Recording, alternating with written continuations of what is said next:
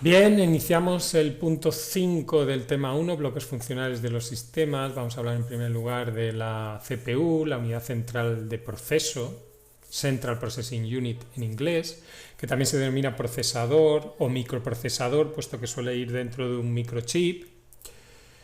La CPU es, aquí dice el cerebro del ordenador. La idea aquí es que la CPU se va a encargar de leer las instrucciones que forman parte de los programas, es decir, un programa como cualquier programa de ordenador, cualquier aplicación que instalamos en un ordenador, está compuesta de una serie de instrucciones u órdenes que queremos que el ordenador lleve a cabo.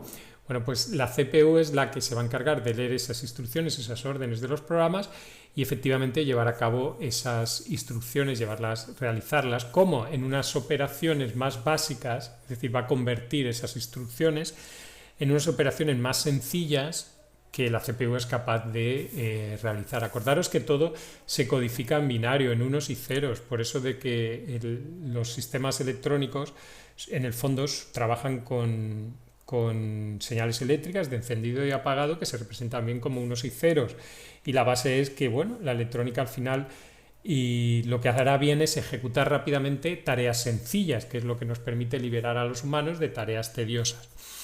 Entonces lo que hace es coger una operación compleja, una instrucción que puede ser compleja, que el programador, digamos la persona que hace un programa informático, suele trabajar con operaciones más complejas, y esas operaciones más complejas van a llegarle a la máquina muy simplificada, o por lo menos la máquina va a saber interpretarlas de forma más sencilla y las va a convertir en instrucciones. Bueno, aquí lo que dice instrucciones consiste básicamente lo va a convertir básicamente en operaciones aritméticas de sumas, restas, multiplicaciones, operaciones lógicas de verdadero o falso y operaciones de movimiento, desplazar bits o bytes. Los bits van a ser los unos, los ceros puntualmente. Un bit contiene un 0 o un 1 y un byte serán 8 bits, como veremos posteriormente. En definitiva, estas operaciones sencillas, básicas, son las que realmente la CPU es capaz de realizar, pero sí que es capaz de traducir lo más complejo en estas más básicas. Bueno, pues la CPU va a constar esencialmente como tenemos aquí 4 componentes principales, que son la unidad de control, la unidad aritmético-lógica, que se llama UAL, por las iniciales, o también del inglés ALU, Arithmetical Logical Unit. Y bueno, ahora veremos qué significa o para qué sirve, y va a contener también unos registros, que también veremos a continuación, y unos buses internos, que no son más que los cables o las conexiones entre cada uno de los elementos anteriores. Bien, para entrar en detalle en cada uno de estos componentes, aquí tenemos la unidad de control. Aquí tenéis un esquema de cómo se interconecta internamente a la CPU. Por un lado la unidad de control, por otro lado la UAL, la unidad aritmético-lógica, y por otro los registros. La idea aquí es que la unidad de control va a ir a la memoria a leerlo el programa que está cargado en memoria. Realmente el programa inicialmente está en el disco duro, nosotros hacemos doble clic o clics para abrir el programa, y lo que hace el sistema es del disco duro lo traspasa a la memoria y la CPU comienza a leerlo de la memoria, puesto que la memoria es más rápida que el disco duro. Entonces se trabaja directamente de la memoria principal, la carga de los programas se hace a la memoria principal. No obstante, hay otra memoria que son los registros, que le sirve a la unidad de control para coger instrucción a instrucción que hay en memoria y ponerla en el registro y decodificarla, es decir, convertirla en esas operaciones más básicas, y que va a lanzar, y a partir de ahí lanzar esas operaciones o llevar a cabo esas operaciones, pues digamos, por parte de la unidad de control va a ser capaz de lanzar las señales eléctricas correspondientes para esas operaciones que se lleven a cabo realmente, para que se puedan realizar. Es lo que llamamos aquí de interpretar y ejecutar las instrucciones almacenadas en la memoria principal. Eso es lo que va a conseguir la unidad de control.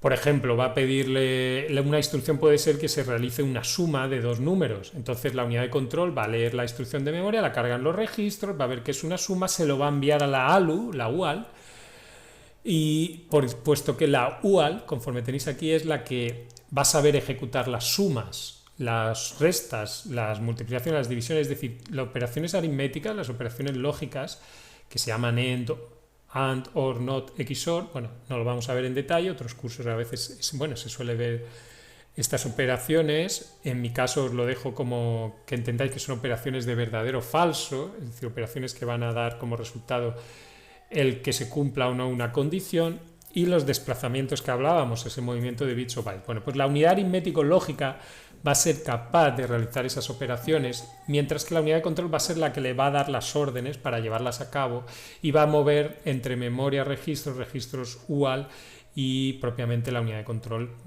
los datos, digamos. Realmente los datos, instrucciones y todo que se almacenan en los registros. Esos registros, ya digo, son zonas de memoria dentro de la propia CPU donde se almacena la información de manera temporal. Se almacena la instrucción, se almacenan cálculos intermedios, se almacenan contador de programa, por ejemplo, para saber en qué posición estamos del programa, porque los programas se leen instrucción a instrucción.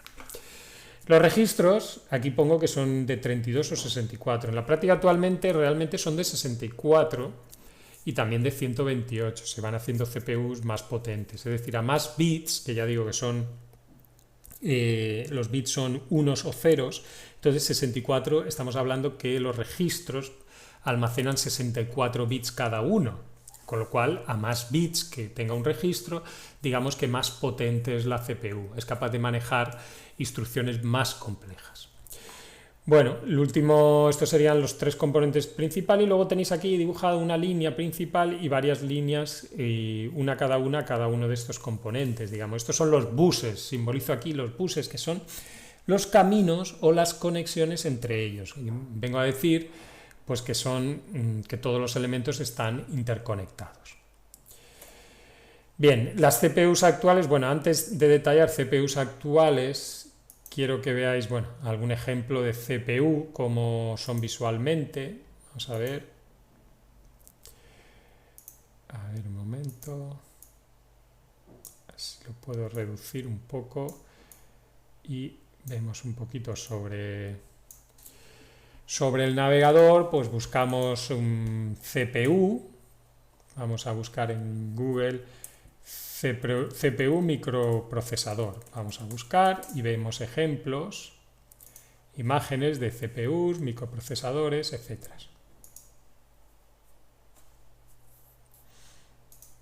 A ver, va un poco lento. Bien, pues bueno, aquí tenéis microprocesadores, ejemplos de CPUs. Bueno, lo veremos en el siguiente tema, pero que veáis que esto sería un ejemplo. Este Core i7, por ejemplo, es un microprocesador. A ver cómo este Core i7, que bueno, ya veremos más adelante. Son pues placas donde, bueno, es una oblea de silicio. Veremos más adelante lo que es la fabricación del procesador. De momento que veáis este ejemplo visualmente como la forma que tiene. Son microchips. Y ahí estaría pues toda la unidad de control, los registros, la unidad aritmético lógico y estos conectores para conectar al exterior, pero internamente también tendrá sus buses. De acuerdo. Bueno, pues eso sería respecto al... estamos hablando de las CPUs. Bueno, volvemos a lo que es la presentación, CPUs actuales. Vamos a comentar algunas diferencias respecto a lo que era la anterior, alguna ampliación que tiene la CPU actual. Y es que además de esas tres componentes y los principales que tiene, también se añade una memoria, que es la memoria caché internamente a la CPU dentro del chip. Esa memoria caché lo que va a hacer es acelerar más todavía la ejecución de los programas. ¿Por qué? Porque dentro de la CPU, digamos que la unidad de control, los registros, todo eso va rápido, pero en el momento que hay que ir a la memoria principal, pues hay una pequeña latencia, que se dice que es un retardo, puesto que hay que salir fuera de la CPU. Bueno, pues para evitar salir mucho fuera de la CPU, se introduce dentro de la CPU un trozo de memoria que no es tan grande como la memoria principal, pero sí que es suficiente para cargar un pequeño el programa, digamos, que está en ese momento en ejecución, ¿de acuerdo? Y por tanto poder acelerar su ejecución. Con lo cual muchas CPUs veréis que contienen esa memoria caché, la mayoría hoy en día, y bueno, tiene distintos niveles. y suele ser un parámetro a medir respecto a un parámetro a medir en la comparativa entre CPUs. A más caché pues suele rendir mejor la CPU. Luego, pues el tema de la ALU, también hoy en día la ALU suele haber dos partes, una ALU como tal, y luego hay otra unidad que se llama la unidad de coma flotante, FPU, del inglés Floating Point Unit, que lo que hace es una unidad especializada. Si la ALU sabe hacer sumas, restas, multiplicaciones con números, digamos, se va a centrar sobre todo en números naturales, números enteros, pero cuando trabajamos con números con decimales, ¿sabéis? Con comas, 25,628. Bueno, pues va a haber, eso es más complejo, el cálculo con decimales. Entonces se ha creado una unidad nueva, la unidad de coma flotante, que se especializa en el cálculo con lo que denominamos son números reales, estos que hablamos de con decimales. Bien, pues la unidad de coma flotante va a acelerar el cálculo con ese tipo de números. Bueno, pues hasta aquí sería lo que respecto a la CPU. Ahora vamos a hablar de la memoria. La memoria se compone de bits. Y bueno, la memoria, lo primero de todo, es un dispositivo donde lo que vamos a almacenar son programas y datos que la CPU pues necesita o que va a leer, ejecutar, o si tiene que almacenar algo en ella, que sería el caso de escribir. Es decir, la memoria, veis aquí un esquema, lo que contiene son una serie de bits ahí almacenados. Aquí veis 8 bits. 8 bits serían un byte, ¿vale? Entonces aquí habría muchos bytes almacenados y esos corresponden a lo que son las instrucciones de los programas. Esas lo que va a leer la CPU, ¿de acuerdo? Cada byte, digamos, tiene una posición o se localiza a través de una posición. En este caso la posición 0, todos estos ceros, pues corresponderían a lo que habría en esa posición de la memoria, este byte. En esta posición, todo como veis está en números binarios que se pasan a decimal. Estos números binarios tienen una correspondencia con un número decimal. Posteriormente hablaremos al respecto. Bueno, pues en esta posición de memoria contenemos o mantiene la memoria este dato o esta instrucción de un programa, lo que sea. Bien, pues ahí ya vemos que las memorias tienen por un lado direcciones para llegar a cada dato y por otro lado contienen información en definitiva, pero que tienen direcciones para acceder a esa información. Decid que cada celda, cada número que hay aquí, el 0, el 1, digamos, cada dígito binario, se almacena en una celda, esta que vemos aquí, y se denomina bit. Cada uno de estos es un bit. 8 bits, un byte. Realmente la CPU va a acceder en múltiplos de bytes, es decir, cada vez que lee puede leer un byte, 2 bytes, 3 bytes, 4 bytes. Normalmente va a hacer múltiplos de 8, 16, 32, 64 bits, es decir, 1, 2, 4, 8 bytes, 64 son 8 bytes, un byte son 8 bits, por tanto 64 bits van a corresponder a 8 grupos de 8 bits, es decir, a 8 bytes. Bueno, pues esto también, el modo que la CPU accede a la memoria y digamos recupera tantos bytes, pues es un signo también o una forma de comparar potencia del sistema. Cuanto más bits pueda leer de la memoria, mejor. Ya digo, a esto se le llaman, cada vez que capturamos un dato de la memoria se le llama palabra. Cada palabra tiene una dirección, lo que comentaba, y el acceso a cada palabra de estas o a cada dirección para obtener esas palabras es aleatorio. Eso significa que no podemos ir saltando de una a otra sin importar la posición inicial. Bueno, a ver. Bueno, pues eso respecto a las memorias. Sí que os quiero mostrar cómo se fabrican o algún ejemplo, digamos, de fabricación de la memoria, de cómo son las memorias. Voy a quitar esta imagen de aquí,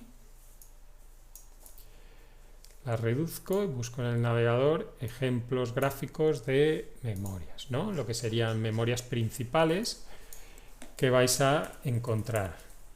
Se denominan RAM, memoria RAM muchas veces. Bueno, hay distintos tipos de memoria, la memoria RAM o Random Access Memory, memoria de acceso aleatorio en inglés. Vamos a ver imágenes. Bueno, pues son estos módulos típicos. Esto es lo típico, memoria que encontraréis en los ordenadores, portátiles.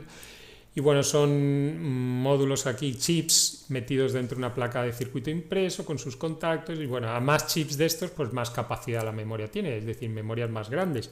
Y es lo que conocemos como 2 gigas, 8 gigas, 4 gigas, 8 gigas, 16 gigabytes de memoria. Es decir, almacena esos miles de millones de bytes. De acuerdo. Bueno, pues vamos ahora con el siguiente bloque, el bloque de la unidad de entrada-salida. La unidad de entrada-salida, recordad que es aquella que se encarga, bueno, de llevar a cabo la comunicación entre la CPU y la memoria con el resto de elementos del sistema, que solemos llamar periféricos de la arquitectura, que son el teclado, el ratón, el monitor, la impresora, pero también ciertos elementos que son bastante básicos hoy en día en un ordenador, como los discos duros, incluso las tarjetas gráficas, aunque las tarjetas gráficas, que son para ver por pantallas, ya van muchas veces dentro de la CPU. No lo he comentado, pero sí que es verdad que actualmente muchas CPUs llevan dentro tarjetas gráficas. Bueno, pues todo esto se va actualizando, pero que sepáis que normalmente la unidad de entrada-salida lo que viene a ser es todo lo que no sea CPU y memoria que va externo, la unidad de entrada-salida se va a encargar de comunicar con todo ello. Bueno, la unidad de entrada y salida a través de los buses, sería la parte esta de la izquierda, se comunica con CPU y memoria que estaría aquí. Y con los periféricos que estábamos comentando, se queda en medio y controla toda esa comunicación. Bueno, ¿qué forma parte de la unidad de entrada y salida? Los controladores, por un lado, controladores de entrada-salida, que son una circuitería electrónica que está dentro de los periféricos, por ejemplo, o que se conecta al periférico, y que suelen ser específicos de cada uno, es decir, cada periférico lleva su circuito y bueno, lo que se encarga este circuito que va entre, ya digo, el periférico y el CPU, memoria y demás, pero este controlador de entrada-salida lo que se va a encargar es que va a recibir instrucciones digitales por parte de la CPU, es decir, instrucciones tipo con códigos binarios. Le va a decir, imprime documento en la impresora. Bueno, pues este controlador va a recibir esa instrucción y va a ser el que se encargue de mover la impresora, por ejemplo, estamos en el ejemplo de una impresora, para que la tinta y todo, pues bueno, se produzca la impresión sobre el papel. Es decir, traduce las instrucciones digitales en las señales eléctricas que activan las distintas funciones del periférico, es decir, que mueven ese periférico. O sobre un monitor, pues activaría, cogería la instrucción de pintar sobre la pantalla y haría que se visualizaran los píxeles de la pantalla, los puntos de la pantalla.